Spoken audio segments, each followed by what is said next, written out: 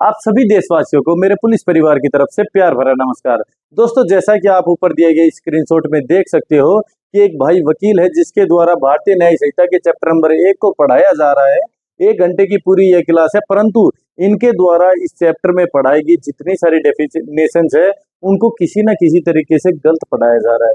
मेरे कहने का मतलब यह नहीं है कि इनका समझाने का तरीका अच्छा हो सकता है, परंतु जो धाराएं जिस सेक्शन में जो धाराएं मीन्स एग्जिस्ट करती है उनके द्वारा उनको अलग अलग धाराओं में बताया जा रहा है। मीन्स यार, यदि आप चोरी की धारा 303 है, आप बता रहे हो उसको 304, तो जो भी मेरे देखने वाले भाई है, मीन्स 4,35,000 सब्सक्राइबर्स हैं, उनमें से 1 लाख लोग भी उस वीडियो को देखते हैं, तो वो उनके माइंड के अंदर वही चीज सेट हो जाएगी। वो और किसी भी व्यक्ति को पढ़ाएंगे जो भी पर्टिकुलर चीज है, तो वो उसको रॉन्गफुली उनको आगे एक्सप्लेन कर पाएंगे।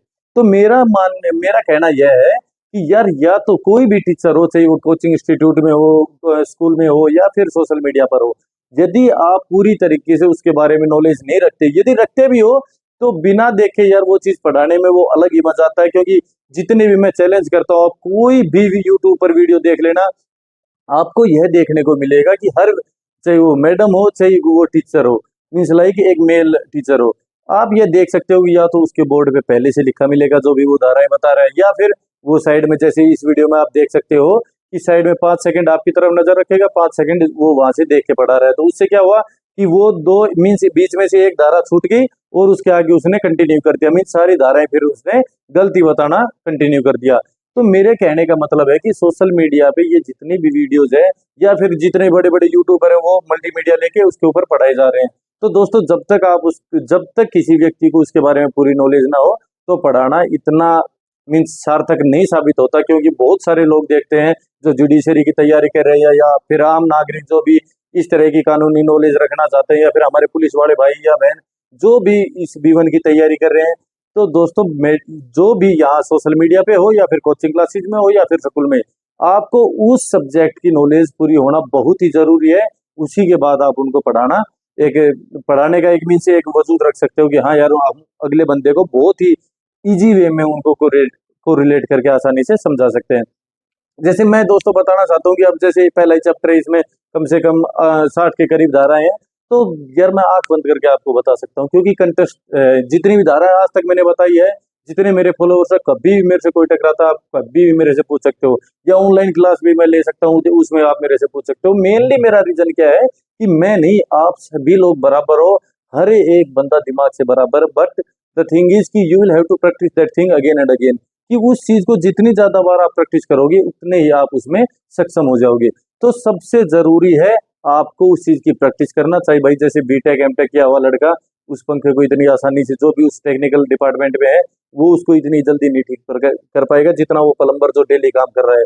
तो practice makes a man perfect है। तो ये चीज आप दिमाग में रखो। अब धाराएं मैं आपको बताता हूँ पहले चैप्टर की। इस सबसे पहले हमारी भारतीय न्याय संहिता जो 25 दिसंबर 2023 को हमारे राष्ट्रपति द्वारा इसको सिग्नेचर किया गया, इसका मानना है कि भाई जो हमारा रिपब्लिक इंडिया है उसके 74 साल बाद यह हमारा जो नया कानून लागू हुआ है, जो न्यू क्रिमिनल लॉज में है, भारतीय न्याय संहिता। तो इसका चैप्टर नंबर 1 में धारा 1 को यदि हम डिस्कस करें, तो सबसे पहली इसका धारा 1 का पार्ट 1 हमें यह बताता है कि इसका नाम हमेशा भारतीय न्याय संहिता 2023 रहेगा। इसको हम जब भी इसके चैप्टर नंबर 2 मीन्स सॉरी इसके सेक्शन नंबर 2 की बात करें, तो सेक्शन नंबर 2 में हम बात कर सकते हैं डेफिनेशंस। जितनी भी डेफिनेशंस आपको भारतीय न्याय संहिता में देखने को मिलेगी, चाहे वो पब्लिक सर्वेंट को लेके हो, पब्लिक को लेके हो, रॉन्गफुल गेन हो, रॉन्गफुल लॉस हो, डिसऑनेस्टली हो, फ्रॉडुलेंटली हो, रीजन टू बिलीव हो, मतलब कि जितने भी आप ओमिशन हो, जितने भी ये वर्ड्स हैं आपको पूरी भारतीय न्याय संहिता में देखने को मिलेंगे। तो वो उनकी डेफिनेशंस इसमें दर्शाई गई है कि वो एक्चुअल मीनिंग क्या रखते हैं। तो उस जैसे एक्ट है, एक्ट आप किसी को गोली मार रहे हैं तो एक गोली मारोगे तो एक गोली से यदि कोई इंसान मर रहा है तो भी वो एक एक्ट माना जाएगा, या फिर वो 10 गोली मार रहा है तो उसको भी एक ही अपराध माना जाएगा, एक ही एक्ट माना जाएगा। ठीक है भाई, मीन सेवरल एक्ट्स, जो भी आप मीन चाहे ओमिशन हो, एक व्यक्ति को रोटी देने का मीन चाहे जो आपका बूढ़ा आदमी है, बीमार आदमी है, उसको रोटी देने का आपका फर्ज बनता है, खाना देने का आपका फर्ज बनता है, पर उसमें ओमिशन करते हो, आप वो चीज नहीं करते, तड़पा तड़पा के उसको धीरे धीरे मार रहे हो, तो वो ओमिशन 10 दिन बाद मर रहा है वह व्यक्ति, से पहले दिन मर रहा है, आपको बराबर की सजा मिलेगी। तो ये चीजें आपको बहुत अच्छे तरीके से आने चाहिए, और जितने भी मेरे भाई तैयारी कर रहे हैं उनको सभी को यह वीडियो देखना बहुत ही जरूरी है। तो सबसे पहले मैं बात करता हूँ चैप्टर नंबर 1।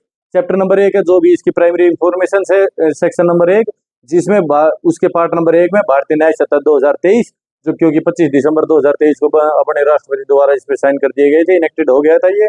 इसके ही पार्ट नंबर 2 में यह बताया गया है कि यह कब लागू होगा, मीन्स जो हमारे अभी 1 जुलाई 2024 से यह लागू हुआ है, तो हमेशा के लिए यह तिथि यहाँ पर अंकित की जाएगी कि 1 जुलाई 2024 से हमारा नया वाला कानून जो भारतीय न्याय संहिता है इसको लागू कर दिया गया था। इसी की सेक्शन 3 की हम बात करें, चलो हम लिखते हैं, मैं आपको समझा भी देता हूं कि भाई सबसे पहले हम बात करते हैं, ये हो गया हमारा BNS, इसकी सेक्शन नंबर 1, और ये हमारा हो गया चैप्टर नंबर 1।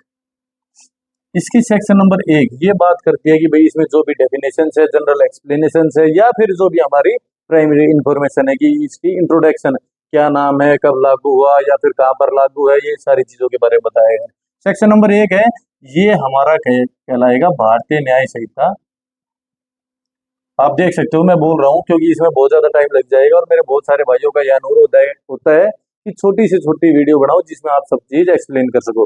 तो सबसे पहले इसका नाम रहेगा इंट्रोडक्शन, मीन्स भारतीय न्याय संहिता 2023। उसके बाद इसी के पार्ट नंबर 1 में, पार्ट नंबर 2 में होगा यह 1 जुलाई 2024 से यह लागू हो गया है। तो इसकी जो भी तिथि, लागू की तिथि है, उसको हमेशा के लिए आपको याद रखना है, क्योंकि आप किसी भी मीन्स गवर्नमेंट मीन्स किसी भी एग्जाम की तैयारी भी कर रहे हो तो उसमें भी यह पूछा जा सकता है। तो उन government employ means sorry government की जो किसी भी कंपटीशन एग्जाम की तैयारी कर रहे हैं तो उनके लिए भी यह बहुत ही जरूरी है। सेक्शन नंबर 1 का पार्ट 3 हमें यह बताता है कि यदि हमारे भारत देश में कहीं भी कोई भी अपराध किया जाता है भारत की सीमाओं में, चाहे वह बाहर का व्यक्ति हो चाहे हमारे देश का व्यक्ति हो, भारत की सीमाओं में रहते हुए उसको इस संहिता में दंडित कोई भी अपराध उसके द्वारा किया जाता है तो वह इस संहिता के तहत अपराधी होगा। तो भारत में रहने वाला, भारत की सीमाओं में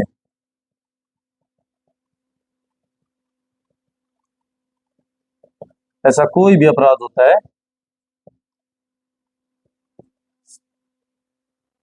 सेक्शन नंबर 1 का जो पॉइंट नंबर 4 है उसमें हम बात करते हैं कि कोई भी चाहे बाहर का व्यक्ति हो, मीन्स ऐसा कोई बाहर से व्यक्ति आके जो हमारे भारत देश में कोई अपराध करता है तो उसको उसी तरीके से समझा जाएगा, कंसिडर किया जाएगा जैसे उन्होंने हमारे भारत देश में ही अपराध किया है। तो इसमें हमारी जो भी भारतीय न्याय संहिता की धारा बनती है उसके ऊपर वही धारा इम्पोज की जाएगी। मीन्स बाहर से आने वाला कोई भी जो हमारे बाहर भी अपराध किसी भी अलग देश में अपराध करके आ रहा है परंतु हमारे भारत की सीमाओं में आ गया है तो इसको जहां से भी उसको गिरफ्तार किया जाता है उसी मीन्स जो भी ड्यूटी मजिस्ट्रेट है उसके पास पेश किया जाएगा, उसको जो भी मजिस्ट्रेट है या जो भी कोर्ट है उसकी मीन्स कंसर्न उस एरिया में उसके पास उसको पेश किया जाएगा और उसी के तहत उसको सजा भी सुना दी जाएगी। अब आती है बात सेक्शन नंबर 1 के पार्ट 5 की। इसमें 3 पॉइंट है। सबसे पहले पॉइंट 5 के पॉइंट 1 में दिया गया है कि भारत का कोई नागरिक चाहे भारत में हो चाहे भारत के बाहर हो, कोई भी ऐसा क्राइम करता है तो वह दंडनीय है। किसके तहत? भारतीय न्याय BNS के तहत। उसको चाहे वो जब भी वापिस आएगा तो उसके ऊपर BNSS की हमारी धारा इम्पोज की जाएगी। इसके बाद हम बात करते हैं 5 मीन्स सेक्शन 1 के पार्ट 5 के पार्ट 2 की कि कोई भी व्यक्ति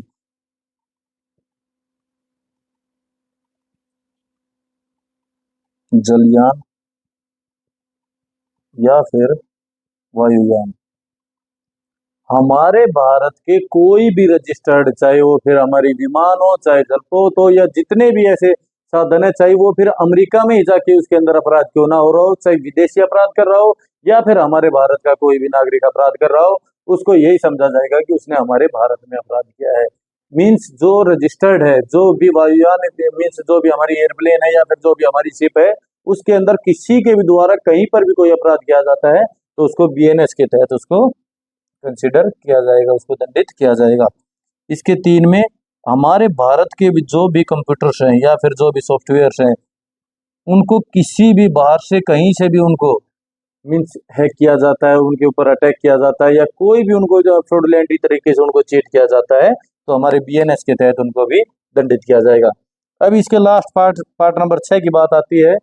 सेक्शन फर्स्ट का पार्ट 6, इसमें यह बताया गया है कि जो भी आर्मी, एयरफोर्स या फिर नेवी के जवान हैं, उनके द्वारा कोई भी अपराध किया जाता है वहां पर, तो उनके लिए अलग से एक्ट बनाए गए हैं। उनको भारतीय न्याय संहिता के तहत उनको दंडित नहीं किया जाएगा, क्योंकि जैसे एयरफोर्स एक्ट हो गया या फिर आर्मी एक्ट हो गया, 1950 में इनके एक्ट लागू हुए थे, या फिर नेवी एक्ट हो गया जो 1957 में लागू हुए थे, तो उनको उन्हीं के तहत सजा दी जाएगी। तो इसलिए यह आप जरूरी समझे। हाँ, यदि इनमें से कोई भी, जैसे सरकारी कर्मचारी जो मैंने बताया कि आर्मी, एयरफोर्स, नेवी का कोई भी छुट्टी पर आया हुआ है, तो वो और फिर यहाँ पर कोई भी अपराध करता है, जैसे बहुत सारे भाई छुट्टी पर आकर उनके साथ कोई ना कोई बात हो ही जाती है, तो उनको फिर बीएनएस के तहत उनको डील किया जाएगा, आर्मी, एयरफोर्स और नेवी। तो आई थिंक आपको ये समझ में आ गया होगा। चैप्टर नंबर 1 का सेक्शन जो 1 है, इसमें परिभाषाओं इंट्रोडक्शन के बारे में बताया गया है कि भारतीय न्याय संहिता 2023, सेकंड में इसका 1 जुलाई 2024 को लागू हुआ। तीसरा, भारत में रहने वाले, भारत की सीमाओं के अंदर कोई भी अपराध हुआ है तो उसके ऊपर बीएनएस लागू होगी। चौथे, यदि बाहर से आने वाला व्यक्ति कोई भी हमारे भारत में कोई अपराध कर देता है तो उसको हमारे बीएनएस के अकॉर्डिंग उसको डील करेंगे, यदि यहाँ पे आके छूट भी जाता है तो। 5वें में 3 पार्ट है। फर्स्ट, यदि भारत का कोई भी नागरिक कहीं पे भी विदेश में चाहे कोई भी दंड करे तो उसको हमारे जो भारतीय न्याय संहिता है इसके तहत डील किया जाएगा। इसके पार्ट नंबर 2 में वायुयान, फिर या जो भी शिप में कोई भी हमारी जो भारत की रजिस्टर्ड है उनमें किसी के द्वारा भी अपराध किया जाता है, तो चाहे वो अमेरिका में बैठा अपराध कर रहा हो, जो भी शिप वहां पे मीन्स वहां पर पहुंच रही है, तो उसको हमारे भारतीय न्याय संहिता के तहत उसको दंडित किया जाएगा। इसके अलावा पार्ट नंबर 3 में कोई भी व्यक्ति जो बाहर बैठा हमारे जो इंडिया के कंप्यूटर पर हैक करता है या फिर उनको कोई फ्रॉडलेंटली तरीके से चीट करता है तो उनको भी बीएनएस के तरीके से डील किया जाएगा। इसी की सेक्शन नंबर 6 में बताया गया कि आर्मी, एयरफोर्स और नेवी के लिए अलग से एक्ट बनाए गए, उनके अलग से एक्ट है। कोई भी वहां पर वो अपराध करते हैं तो उनके तहत उनको दंडित किया जाएगा। हाँ, यदि वो छुट्टी पर हो तो यहाँ पे उनको बीएनएस के तहत उनको दंडित किया जाएगा। तो सेक्शन नंबर 1 आपका हो गया है। अब इसके बाद हम बात करते हैं बीएनएस के ही चैप्टर नंबर 1 की सेक्शन नंबर 2, जिसमें डेफिनेशंस को बताया गया है। डेफिनेशंस मींस इसमें जितनी सारी डेफिनेशंस है, 39 डेफिनेशन में मींस यार आंख बंद करके आपको बता सकता हूँ सारी की सारी। इसी तरीके से आपको याद करनी है, क्योंकि यार ये कानून सिर्फ 5 से 10 साल 20 साल रहने वाला नहीं है। जब अंग्रेजों के बनाया गया कानून जो 1860 में बना था, जो अभी तक लागू था 150 साल से भी ऊपर, तो यार ये हमारे स्वतंत्र भारत में ये कानून बना है, तो कम से कम 1000 साल मान के चलो। और 1000 साल भी छोड़ो आप यार, आप या आपके बच्चे भी 100-200 साल तक जीवित है, तो इन धाराओं का आपको डेली यूज में कभी ना कभी आपको देखने को जरूर मिलेगा। इसलिए एक बार आपको तंग पाने की जरूरत है, तो एक बार इन सभी धाराओं को याद कर लीजिए, ताकि बहुत अच्छी, तो यदि पुलिस है तो आप पूरी आपकी 60 साल तक की नौकरी बहुत अच्छे से आप पब्लिक को डील कर सकते हो। पब्लिक को ये सभी चीजों की नॉलेज होगी तो वो अच्छे से अपने केस को फाइट कर सकते हैं या अपने अधिकारों के लिए लड़ सकते हैं, और वकील भाइयों के लिए तो ये सबसे जरूरी है ही। अब बात करते हैं हम डेफिनेशंस की। तो डेफिनेशन इसमें 39 है। मैं आपको बता देता हूँ, जैसे कोई भी यार, आप सबसे पहले आप ध्यान रखना कि यदि कोई भी आदमी आपको आंख में आंख डाल के आपसे पढ़ा रहा है, यदि वो 1% भी चीट करेगा, इधर उधर से देखेगा, तो आप उनके आपको देख सकते हो, या तो यहाँ जाएगी या यहाँ जाएगी। तो यह चीजें मेनली यार चीज है कि यार आप किसी को देख के पढ़ा रहे हो ना, आप उसमें वो रस डाल ही नहीं रख सकते। मीन्स उस चीज से आप उसको पढ़ा ही नहीं सकते। जो मीन्स यार, एक तो आपको चीज आती है, आप बच्चों को पढ़ा रहे हो, एक उसमें ही देख देख के पढ़ा रहे हो, दोनों में बहुत ज्यादा अंतर है। तो यह आपको समझने की बहुत ही जरूरत है। अब चैप्टर नंबर फर्स्ट के सेक्शन नंबर 2 जो डेफिनेशन है, 39 डेफिनेशन, उनके बारे में बात करते हैं। सबसे पहले सेक्शन नंबर 1 एक्ट। इसमें एक्ट के बारे में बताया गया है। एक्ट मीन्स कितने भी एक्ट, मीन्स लाइक जैसे मैंने बताया कि एक व्यक्ति को चाहे आप 10 बार चाकू मारो, चाहे 1 बार चाकू मारो, यदि 1 बार चाकू मारने से उसकी हत्या हो रही है तो 10 बार चाकू मारने पर भी आपको उसी सजा से दंडित किया जाएगा। अलग से नहीं है कि 9 या 10 बार आपने चाकू मारा है तो अलग अलग आपके ऊपर अपराध इम्पोज कर दिए जाएंगे। सबसे पहली बात है सेवरल एक्ट को भी एक एक्ट समझा जाएगा। दो एनिमल मीन्स ह्यूमन बींग्स को छोड़कर जो भी चीज, मीन्स लाइक चाहे पक्षी हो चाहे पशु, आप कहोगे भाई इनको एनिमल की डेफिनेशन में क्यों कंसिडर कर रहे हैं। भारतीय न्याय संहिता में ह्यूमन बींग्स को छोड़कर जो भी हमारे लिविंग यहाँ पर क्रिएचर्स है, उन सभी को एनिमल की डेफिनेशन में काउंट किया जाएगा। इसके बाद हम बात करते हैं 3, जो बात करता है चाइल्ड की, कि 18 साल से नीचे जो भी बच्चे होंगे, चाहे वो गर्ल चाइल्ड हो या फिर बॉय चाइल्ड हो, उन सबको 18 साल से नीचे जो भी बच्चे हैं उन सभी को चाइल्ड के डेफिनेशन में काउंट किया जाएगा। तो भारतीय न्याय संहिता में यदि कहीं भी चाइल्ड लिखा मिले तो आप उनको कंसिडर कर सकते हो कि 18 साल से नीचे का कोई बच्चा है। 4 में हम बात करते हैं काउंटरफिट। काउंटरफिट मतलब कि नकली। अब भाई कोई भी असली चीज का नकली प्रारूप आप तैयार करके मार्केट में बेच रहे हो, जैसे नकली घी हो गया, नकली तेल हो गया, या कोई भी नकली मीन्स हूबहू उस चीज को, जैसे नकली नोट हो गए, मीन्स उस चीज को चाहे हूबहू हो या ना हो, मतलब आपकी तरफ से कोशिश की गई है कि उस चीज को काउंटरफिट करके नकली बना के आप किसी को चीट कर सके या फिर छलपूर्वक आप किसी को नुकसान पहुंचा सके, तो उसको काउंटरफिट की डेफिनेशन में काउंट किया जाएगा। इसके बाद आती है चैप्टर सेक्शन नंबर 2 का पार्ट 5 में हम बात करते हैं कोर्ट की। कोर्ट, हर कोर्ट को मीन्स लाइक ऐसा कोर्ट एक ऐसा मीन्स उसमें जो जज होता है या फिर कोर्ट होता है, कोई भी जो न्यायिक जो प्रोसीडिंग्स मीन्स यार एक जुडिशियल जो प्रोसीडिंग्स होती है ना, उसको जो अग्रसर करता है, कोई भी फैसला उसमें सुनाया जाता है, कोई भी लाइक जो हमारे जो विधि द्वारा कानून द्वारा जो लागू किया जाता है उनको जो अग्रसर करता है, मीन्स उनको जो लागू करता है या फिर किसी भी केस में फैसला सुनाता है या फिर उनको फाइन इम्पोज करता है, तो उस कोर्ट में उस जज को इन सभी डेफिनेशंस को मीन्स सॉरी उस जज को या फिर उसमें जो भी प्रोसीडिंग्स हो रही है उसको उस कोर्ट में काउंट किया जाएगा। तो कोर्ट की डेफिनेशन जो भी हमारे विधि द्वारा लागू है, जो हमारे कानून द्वारा जो लागू है, जहाँ पर इन सभी मीन्स चाहे कोई भी आपका फैसला हो या फिर उसमें सजा दी जाती है, वो सभी कार्यवाहियाँ इसमें दी जाती है। इसके बाद हम बात करते हैं पार्ट नंबर 6 की, जिसमें बताया गया है डेथ के बारे में।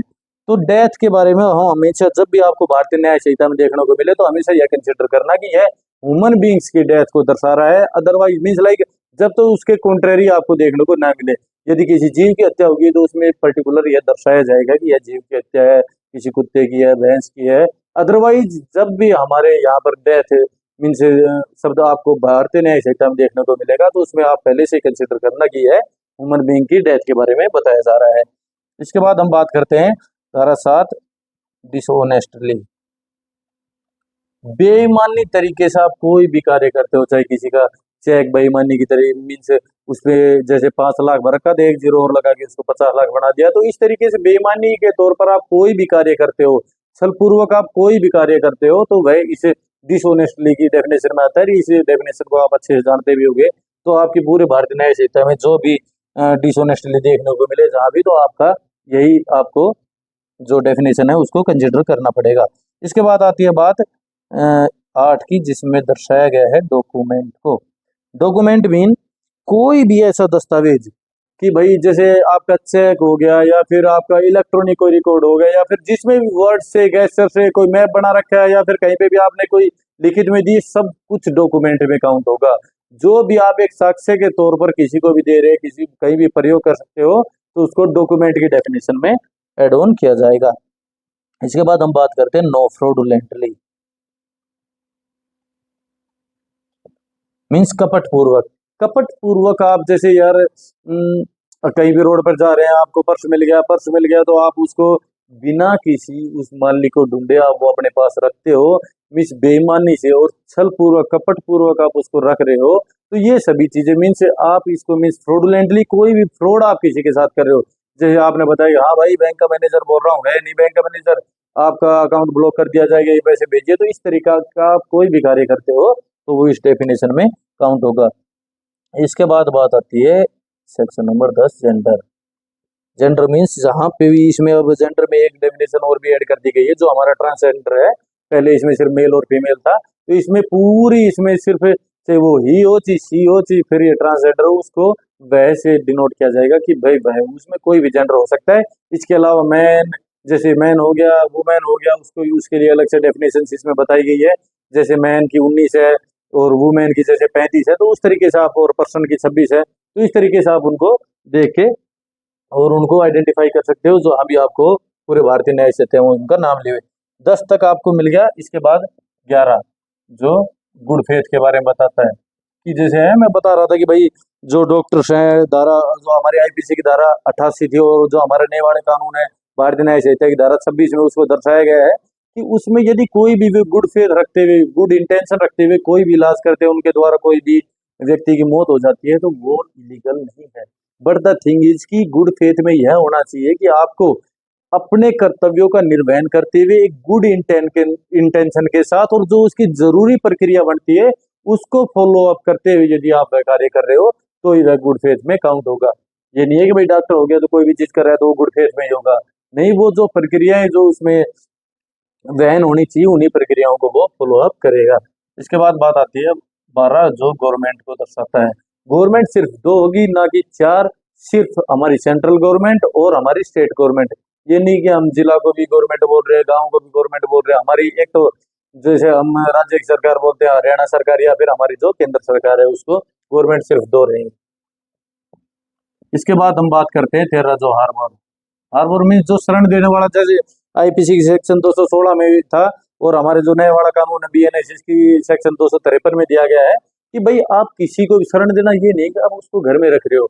इसका मतलब ये आप किसी को खाना प्रोवाइड कर रहे हो, कपड़े प्रोवाइड कर रहे हो, आर्म्स एडमिशन प्रोवाइड कर रहे हो या पानी दे रहे हो, मीन्स किसी भी तरीके से आप ऐसे कोई अपराधी व्यक्ति की हेल्प कर रहे हो जिसके ऊपर कोई भी मुकदमा या कोई भगोड़ा है, तो ये हार्बर की डेफिनेशन में आता है, मीन्स आप उसको शरण दे रहे हो। 14 में आता है इंजरी, जैसे उस भाई ने इस इंजरी को 13 बताया हुआ है।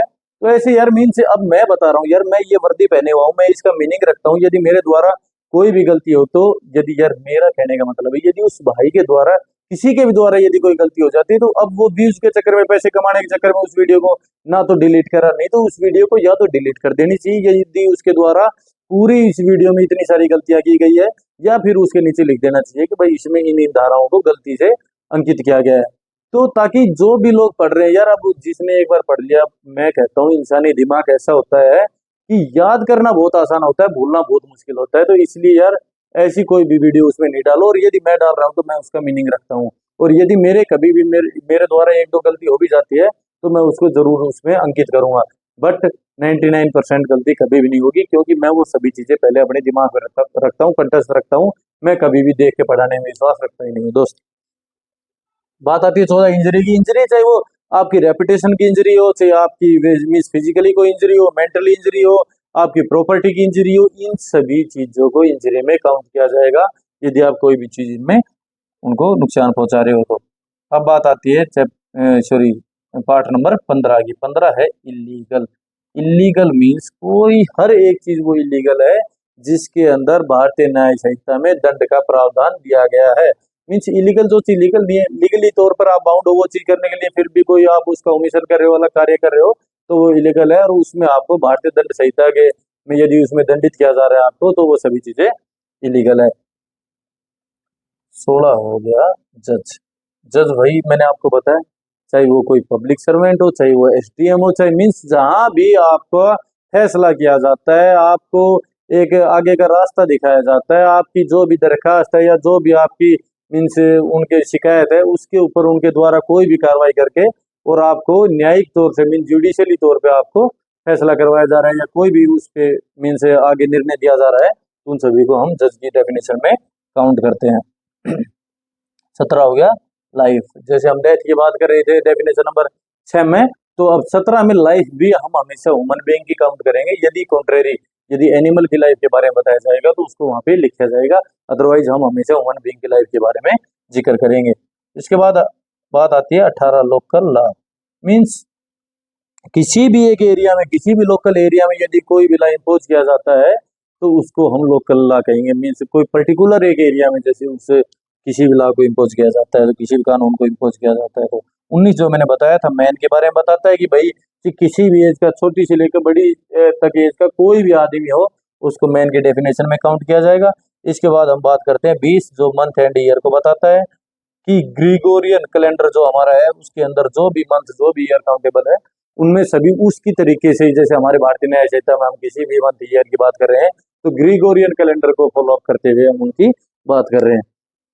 1 से 20 तक हो गया। 1 से 20 तक आप कोई भी बिल्कुल आसानी से यार मीन्स किसी भी तरीके से आप उस चीज को पूछ सकते हैं। मैं आंख बंद करके भी आपको सभी चीजों के बारे में, जैसे 5 पे कोर्ट है, 13 पे हार्बर है, 17 पे लाइफ है, 19 पे मैन है, 9 पे फ्रॉडुलेंटली है, 14 पर इंजरी है, 1 पे एक्ट था, 4 पे जैसे काउंटरफिट था। तो इस तरीके से आंख बंद करके आपको हर एक चीज याद होनी चाहिए, तभी वह मीनिंगफुल है। क्योंकि यार 60 साल तक नौकरी करनी है, उसके बाद भी हमेशा हमें ये चीज याद आने वाली है, तो फिर कि इन चीज़ों को याद करना चाहिए। और मैं पहले भी बता चुका हूँ, याद करने के बहुत ही सिंपल सिंपल तरीके मैं आपको बताऊंगा, क्योंकि यार मैं हर वीडियो में आपको बताता हूँ भाई कि मैं प्रत्येक दिन अपना अंतिम दिन समझ के जीता हूँ।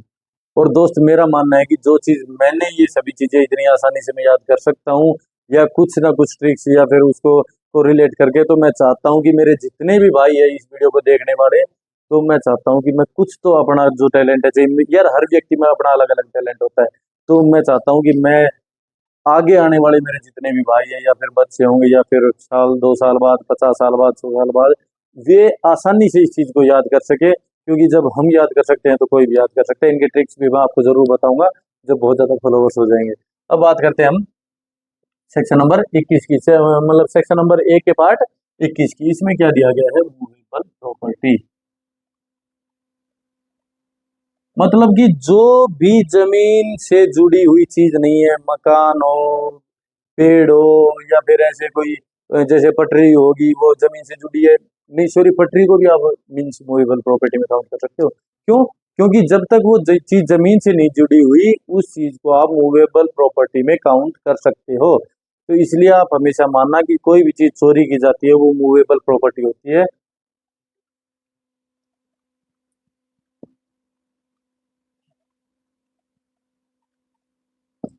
पार्ट नंबर 22 नंबर कि कोई भी व्यक्ति जैसे चोरी करता है, दहेज का केस लगा दिया, डकैती का केस लगा दिया, तो हम कंसिडर करते हैं एक एक व्यक्ति के ऊपर डकैती का केस है।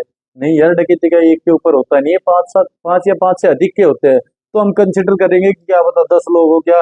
मीन्स एक वचन को हमेशा बहुवचन कंसिडर करेंगे, और बहुवचन को हमेशा एक वचन कंसिडर करेंगे। इसमें मीन्स प्लूरल और सिंगुलर वर्ड बताया गया है कि भाई सिंगुलर को हम प्लूरल कंसिडर करेंगे और प्लूरल को सिंगुलर। जैसे दहेज हत्या में भाई एक व्यक्ति ने दहेज प्रताड़ना में एक उसने औरत ने 10 का नाम लिखवा दिया, हम कंसिडर करेंगे उसका आदमी था, क्योंकि उनको तो वो फंसाने की कोशिश करी है, और सबूतों के ब्याह पे हम कोई भी अपनी इन्वेस्टिगेशन फर्दर अग्रसर कर सकते हैं। 23 में हो गया ओथ। कोई भी ओथ चाहिए, ये नहीं है कि भाई जज के आगे वो गीता के ऊपर हाथ धर के ओथ ली जाती है। किसी भी पब्लिक सर्वेंट के आगे कोई भी ऐसी ओथ शपथ ली जाती है जो उनके साक्ष्यों को सही साबित करने में मीन्स जो यूज की जाती है, उसको हम ओथ कहते हैं। इसके बाद हम बात करते हैं पार्ट नंबर 24 की, जिसमें बताया गया है ऑफेंस के बारे में। ऑफेंस जो मैंने बताया कि भाई कोई भी इलीगल, जैसे मैंने बताया था कि जो भी अपराध, अपराध मतलब जहाँ भी पनिशमेंट की उसमें डेफिनेशन दी गई या कोई फाइन इम्पोज किया जाता है, वो उसको हमेशा हम ऑफेंस की श्रेणी में रखेंगे, अपराध वही है। 25 हो गया भाई ओमिशन।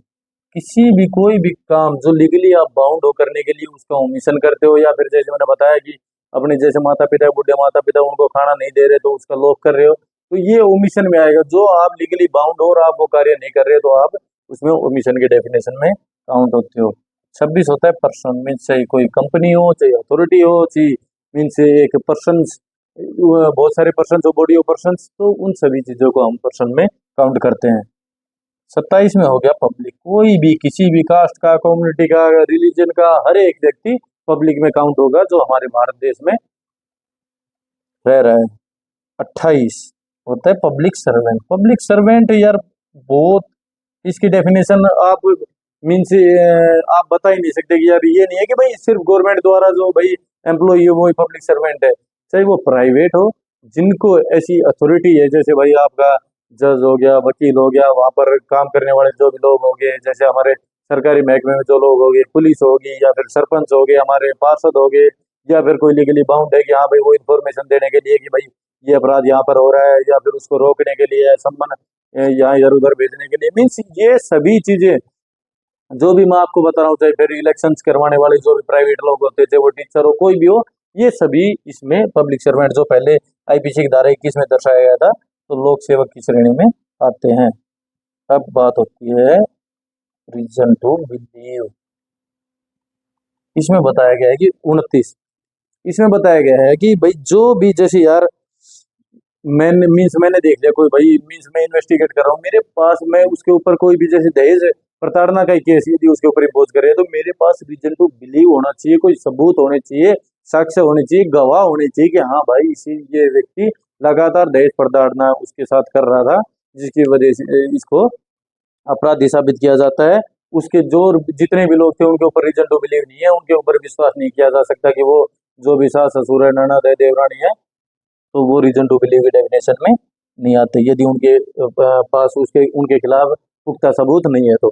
अब बात करते हैं 30 स्पेशल लॉ मीन्स किसी भी एक, जैसे यार अब भाई जैसे हम किसी पशु को मारते हैं तो इनके लिए अलग एक्ट बना रखा है भाई, किसी की सरकारी कर्मचारी गाड़ी तोड़ते हैं तो अलग एक्ट बना रखा है, या फिर बच्चों के लिए पॉक्सो एक्ट अलग मीन्स हर दहेज के लिए अलग एक्ट बना रखा है, तो एक पर्टिकुलर सब्जेक्ट के लिए अलग एक्ट बनाना स्पेशल लॉ की डेफिनेशन को दर्शाता है। इसके बाद हम बात करते हैं 31 वैल्यूएबल सिक्योरिटी मीन्स कोई भी आपके पास वैल्यूएबल प्रॉपर्टी है, उसकी कोई भी आपके पास मीन्स लाइक ऐसा कोई भी आप उसका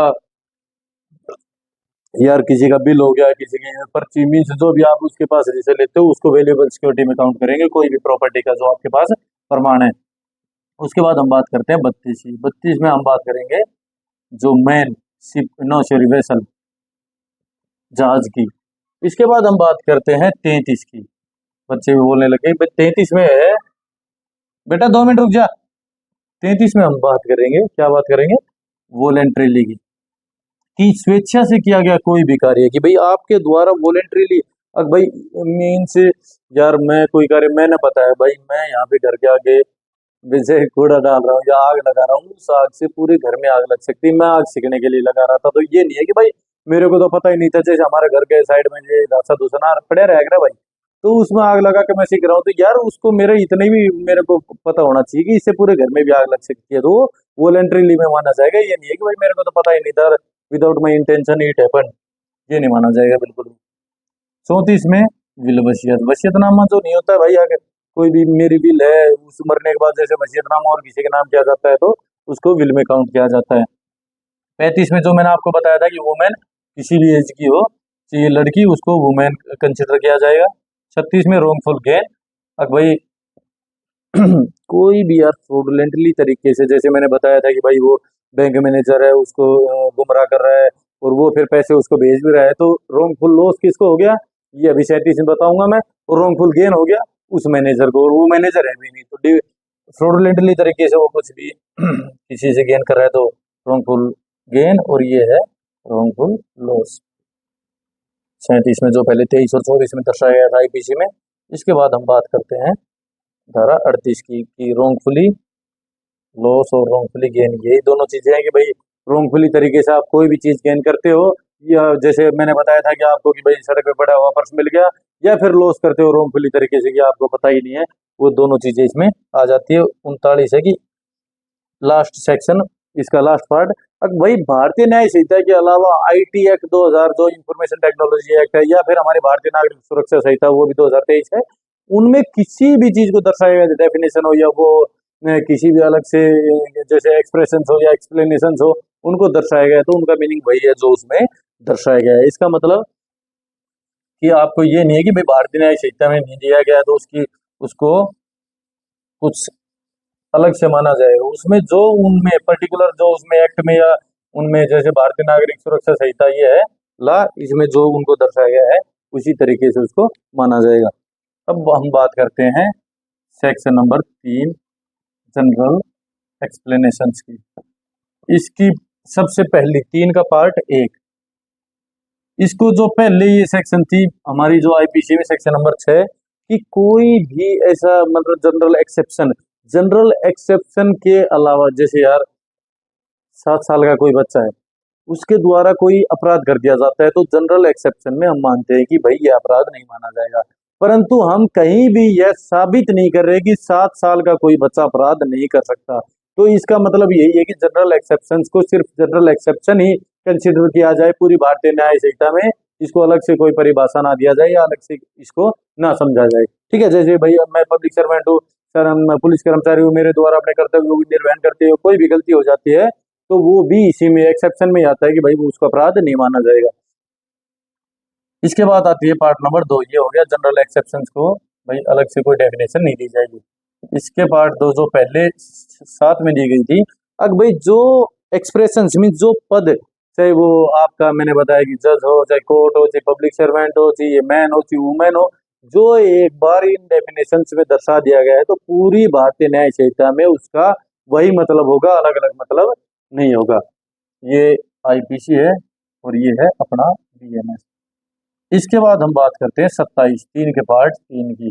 जो बीएनएस में तो ना सॉरी बीएनएस में तो 3 का 3 है और पहले आईपीसी में धारा 27 में अंकित किया गया था कि भाई जो भी व्यक्ति है उसकी प्रॉपर्टी उसकी स्पोज मीन्स उसकी पत्नी है या फिर उसके सर्वेंट के पास पाई जाती है तो उसको यही समझा जाएगा कि वह प्रॉपर्टी उस खुद उस व्यक्ति की है, स्पाउस या फिर उसका सर्वेंट या फिर उसका कलरक। तो मैंने बता दिया कोई भी पद। इसके बाद हम बात करते हैं 3 के पार्ट 4 की, जो 32 में दर्शाया गया था पहले आईपीसी में कि भाई जो भी ओमिशन होता है, लोप होता है, मैंने बताया कि किसी को खाना देने के लिए आप बाध्य है, किसी की सेवा करने के लिए बाध्य है, वो चीज नहीं करते, वो चीज एक बार करो और चीज 10 बार वो लोप करो, आप इसकी डेफिनेशन के अंदर आते हो, ओमिशन सेवरल ओमिशन हो। इसके बाद आता है 3 का पार्ट 5 जो पहले बहुत फेमस था, धारा 34 में हमेशा आपको मुकदमे में लगी मिलती थी कि समान हादसे के लिए 2 या 2 से अधिक व्यक्ति सामान्य हादसे के चलते किसी भी अपराध को कारित करते हैं तो वो इस डेफिनेशन के अंदर दर्शाए जाएंगे। 3 के पार्ट 5 तो ये मेरे जितने भी जो आयु भाई है वो भी ध्यान दे सकते हैं कि 34 को अब 3 के पार्ट 5 में दर्शाया जाएगा, कॉमन इंटेंशन। इसके बाद 3 के पार्ट 6 जो पहले 35 में दर्शाया गया था। इट मीन्स कि यदि कोई भी व्यक्ति यार 4 आदमी कोई अपराध कर रहे हैं, 3 आदमियों को पता है कि वो चौथा आदमी जो अपराध कर रहा है हमारे साथ वो मतलब कि किसी भी ऐसा जैसे यार चोरी करने जा रहे हो, चोरी करते टाइम वो उनको नहीं पता था, वो उसको मार भी सकता है। मतलब ये बर्डन ऑफ प्रूफ इन चारों के ऊपर रहेगा, इनको दर्शाना पड़ेगा, चाहे उनकी फोन कॉल से मैसेज हुआ हो या किसी ना किसी ऐसा कोई उनको सबूत दिखाना पड़ेगा जी हम तो सिर्फ चोरी करने गए थे परंतु हमें नहीं पता था ये आज मार देगा। बट यदि उनको इस चीज का पता था कि हाँ उसको मार भी सकता है तो उसके ऊपर धारा 3 की 6 इम्पोज की जाएगी जो पहले 35 में दर्शाई गई थी। इसके बाद बात आती है 3 की 7 की, भाई एक कार्य है, एक कार्य करने को उसको दिया गया परंतु वह उस कार्य को नहीं करता है तो उसके ऊपर वो लोप माना जाएगा। मीन्स ये 3 की 6 में क्या बताया मैंने, 4 आदमी मीन 4 इंटेंडेड, उन सभी का इंटेंशन एक होना चाहिए तो उसको उसमें कंसिडर किया जाएगा। 3 का 7 मैंने बताया कि कोई भी ओमिशन करता है किसी चीज का, जैसे वो उस चीज को करने के लिए बाध्य है परंतु वह नहीं करता है तो उसके ऊपर यह 3 की पार्ट 7 लगाया जाएगा। 3 का पार्ट 8 और 3 का पार्ट 9।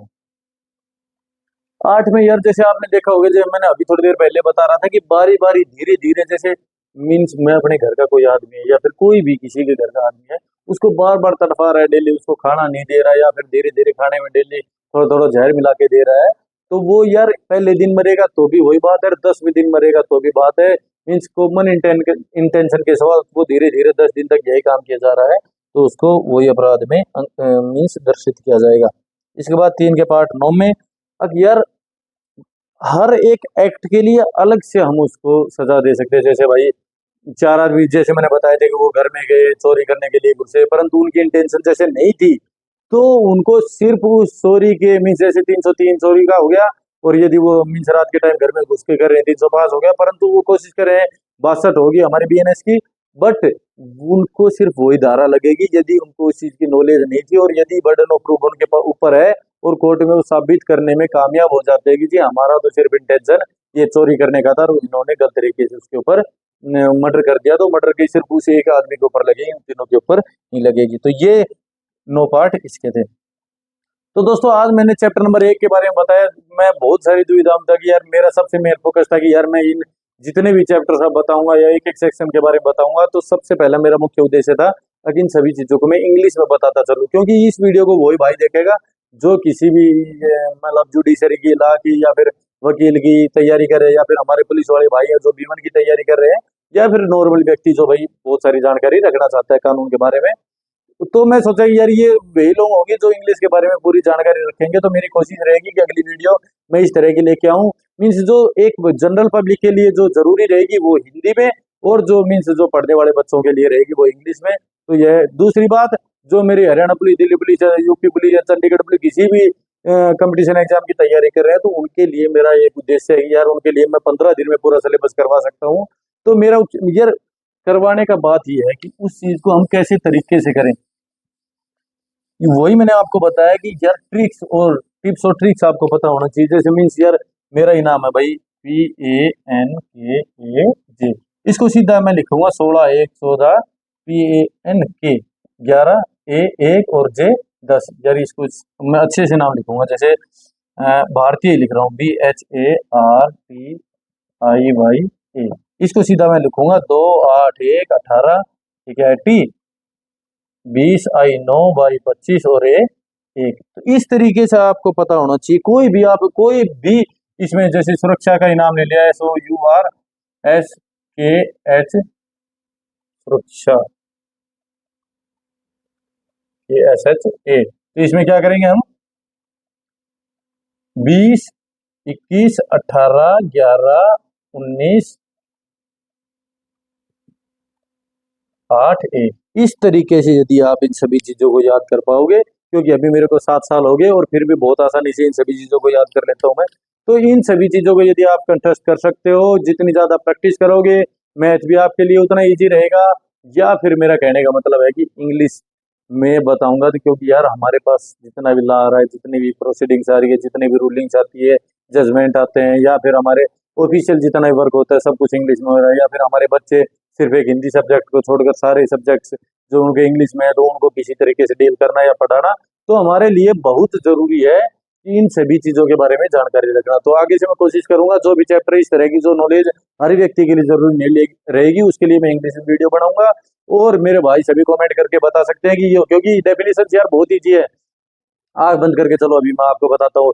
सीधा मीन्स जो ऐसे नहीं करते पहाड़ जैसे याद करते हैं, बीच में से कोई पूछ लेते। तो पहले का पार्ट 4 क्या था, 4 ये था कि भाई कोई भी बाहर व्यक्ति हमारे इंडिया में आके कोई भी ऐसा ऑफेंस करता है तो भारतीय न्याय संहिता के तहत उसको डील किया जाएगा। 5 का पार्ट 3 क्या था, कोई भी हमारे कंप्यूटर के ऊपर हैक करता है या फिर कोई भी अटैक करता है। डेफिनेशन में 2 का पार्ट 25 क्या था, ओमिशन था। 2 का पार्ट 37 क्या था, रोंगफुल लॉस था। 2 का पार्ट 9 क्या था, फ्रॉडुलेंटली था। 2 का पार्ट 17 क्या था, लाइफ था। 21 क्या था हमारा जो मूवेबल प्रॉपर्टी। 31 क्या था, वैल्यूएबल सिक्योरिटी है। 23 क्या था, वो था। 12 क्या था, गवर्नमेंट। 2 क्या था, जो हमारा एनिमल्स है। तो इस तरीके से आपको याद करनी है ये सभी चीजें, ठीक है भाई। अगर आपको 50 से 60 साल तक तो आपको ही काम आने वाली है, उसके बाद आपके बच्चों के, तो इन सभी चीजों को एक एग्जाम्पल के तौर पर सेट कीजिए। आज के लिए इतना ही। आप चाहते हैं किसी भी वीडियो के ऊपर मैं वो किसी भी टॉपिक के ऊपर वीडियो बनाऊं तो आप कमेंट बॉक्स में कमेंट कर सकते हैं। और यदि आपको जानकारी अच्छी लगी, यदि आप चाहते हो कि इसी तरीके से मैं आपको तरीके बताऊं किस तरीके से आप सभी धाराओं को याद कर सकते हो, तो आप मेरे चैनल को सब्सक्राइब कीजिए। आने वाली वीडियोस में मैं बहुत ही अच्छे तरीके से, चाहे वो इंग्लिश हो, चाहे किसी कंपटीशन एग्जाम की तैयारी, या फिर आपको पूरे लॉ के बारे में जानकारी देनी हो, या फिर समाज में उत्पन्न हो रही कोई भी समस्या के बारे में आप वीडियो चाहते हो, तो मेरे चैनल को सब्सक्राइब कीजिए। जय हिंद, जय भारत।